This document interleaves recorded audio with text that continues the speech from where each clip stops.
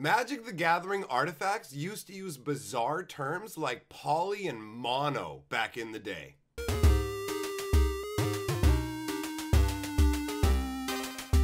Greetings, owners of fine luxury cardboard rectangles, and welcome to my video on the evolution of artifacts in Magic the Gathering. It has been quite the journey. Artifacts used to have some extra rules baggage that wasn't even printed on the card, but first off, let's start out with poly and mono. What's the difference? What does that even mean? Well, artifacts would have printed on the type line where it said artifact, either poly or mono. Now, poly meaning multi, mono meaning one. That means one-time use versus multiple use. So really, what it boiled down to was if you had a card that said poly artifact, you could activate it as many times as you wanted. And if you had one that said mono, you actually had to tap to activate it. So if you've seen an old Icy Manipulator from Unlimited, you'll notice that it just has a 1 as the activation symbol, and that may throw you off because you may think, wait a minute, I can just tap all my opponent's stuff with this at 1 apiece. But if you look on the type line, you will notice it does indeed say mono artifacts. You get 1 use out of that. And speaking of tapped artifacts,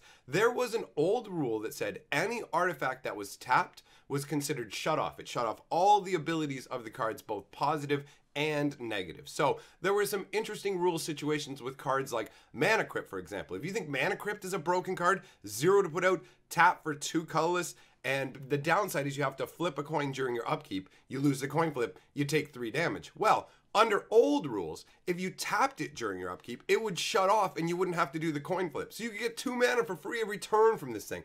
Absolutely busted. So they got rid of that rule a long time ago, but you can still see that functionality retained on cards like Howling Mine, which are specifically printed now with wordings that say, if Howling Mine is untapped, then draw a card during your upkeep. Otherwise, you don't get to. And that's because back in the day, people would use cards like Relic Barrier to tap down Howling Mine. It was a combination where I would have it untapped on my turn, get an extra draw, tap it, it goes to your turn, you don't get a draw. So to keep functionality on a few old cards, they did actually word them to work that way. So other than that, artifacts after once we got to Revised, they had instituted the tap symbol and done away with mono and poly artifacts. So at that point, they just said artifacts, you'd only see just regular artifact or artifact creatures. And obviously, when it came to artifacts or enchantments, there's not much of a difference in terms of gameplay. I mean, enchantments were color themed. Artifacts for the longest time in the game were only colorless. Before the Eldrazi came along, all colorless cards were artifacts. That's how it worked. Artifacts would represent physical objects, like I have this scepter, whereas enchantments would represent, like, I have the Elf Queen's Blessing, and it's just maybe looks like a green cloak or something, but it's more made of actual magic as opposed to a specific magical object. So artifacts represent physical objects more. Now, it used to be that enchantments were the only things that were considered colored. Artifacts had no chance that way. That changed when Dissension rolled around with Trans-Guild Courier. It was a 4 colorless artifact creature, but it actually counted as all colors. Now, before that, the only tweak that had really happened to artifacts happened in the Mirrodin block when they instituted colored activation costs on artifact creatures. So for example, Bosch Iron Golem, right? He comes out and he costs 8 to put out, but he has an activation that's a red and 3 colors that lets you sacrifice an artifact to do damage to a target. So before that, they didn't have anything like that. Artifacts would only have colorless activation costs, not keyed to a particular color.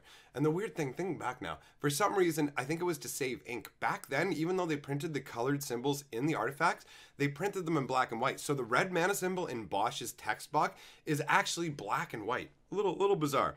I think that was probably to save money.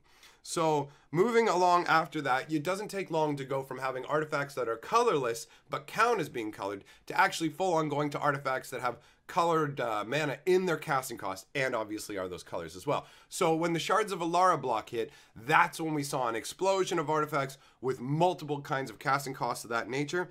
Now, other than that, in terms of artifacts, there have been a wide range of different subtypes. The most interesting ones, you have Equipment, obviously, being the best one. I think equipment is fantastic. Equipment addresses a real issue you have with enchantments. When I enchant my creature, at the moment I go to enchant my creature, or even after I've enchanted it, if you kill my creature, you're getting 2 of my cards for 1 of yours. It's obviously known as a 2-for-1, right? So if I can get a 2-for-1, that's fantastic card advantage. I take 2 cards away from you with 1 of my cards. Now, equipment works in a different way. If you put these gauntlets on your guy, I kill your guy, the gauntlets stick around. Now that's cool for 2 reasons. 1, I actually get to reuse my card, which is fantastic. And 2, it fits flavor-wise. If I kill a creature that has an enchantment on it, that enchantment can dissipate. But if I kill someone who has Graham's crazy sword of stabbiness, that sword's still gonna exist even if he dies. So I enjoy equipment as a concept. They did expand on the concept a little by making fortifications, which are basically like equipment for lands.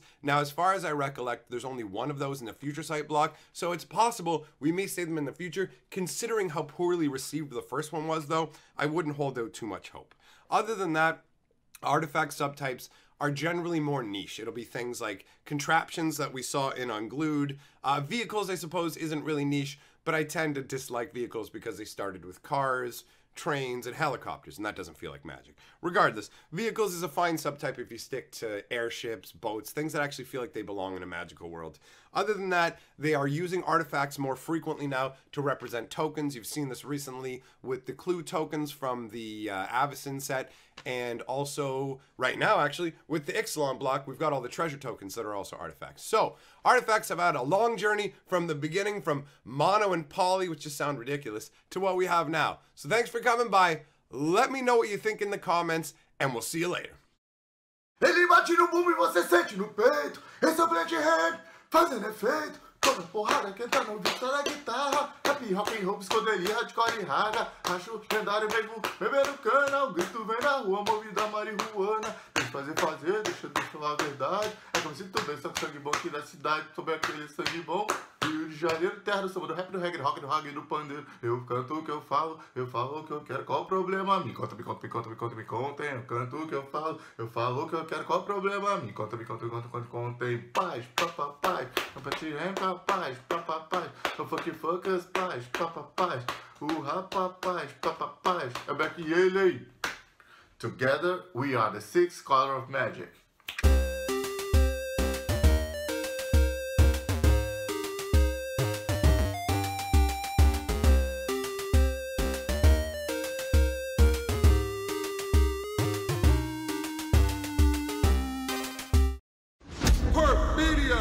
We the best cardboard!